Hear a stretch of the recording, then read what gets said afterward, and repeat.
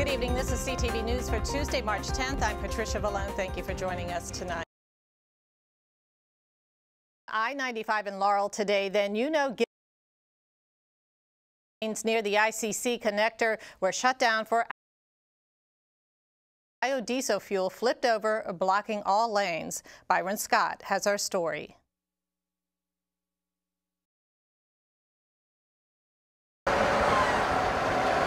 This is what it looked like from the northbound shoulder of I-95 in Laurel. A large tanker truck on its side and efforts being made to right it. It happened at around 10:15 this morning when that southbound tanker truck collided. The impact punctured a golf skin of the tanker. Several hundred gallons of biodiesel fuel bled onto the highway. Track trailer overturned involving 3 other passenger vehicles as well. Investigators are still looking into events that occurred to determine what happened. All southbound lanes came to a halt for hours. Northbound lanes crossed. Look, crews moved in to begin the cleanup. The several hundred gallons of fuel that spilled and the 7,000 gallons. We were able to do some diking and damming measures to prevent the fluid that was leaking from going into storm drains and other areas. Initially, crews thought it was gasoline.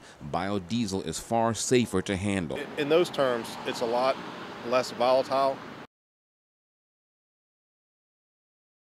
It's still combustible material, but it takes quite a bit to ignite that material. Right the truck, then hazmat crews worked on the spilled fuel. And we also have State Highway Administration out here who have set up detours and is handling all that problem. Again, one person, a driver, suffered minor.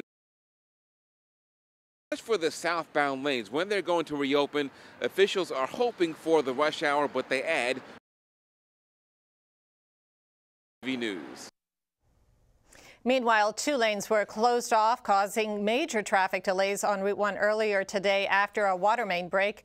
The 6-inch break caused a backup near the College Park IKEA during new for the area, as there have been several issues this winter. Crews started working at the scene around midnight last 5 until 11 this morning. Replaced with 3 feet with 3 feet of pipe. Not too many people affected in there, and most people have water. He says the break happened as a result of the winter storm last week. Well, the involving a car accident that took the life of a police officer over the weekend. A video of Saturday's collision shows Officer Brennan Rabane driving in the 9500 block of Greenbelt Road before he was struck. And traveling about the same time, police are asking the drivers of both vehicles to come forward with any information that can help solve this case. A viewing will be held tomorrow from 3 p.m. to 7 p.m. at the funeral service will begin at 10 a.m. this Thursday at Victory Christian Ministries in Temple. Well, it is official. Another hat has been thrown into the ring for Senator Barbara Mikulski.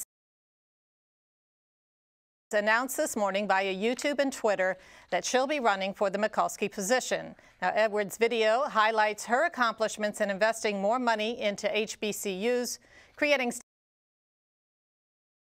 reproductive rights.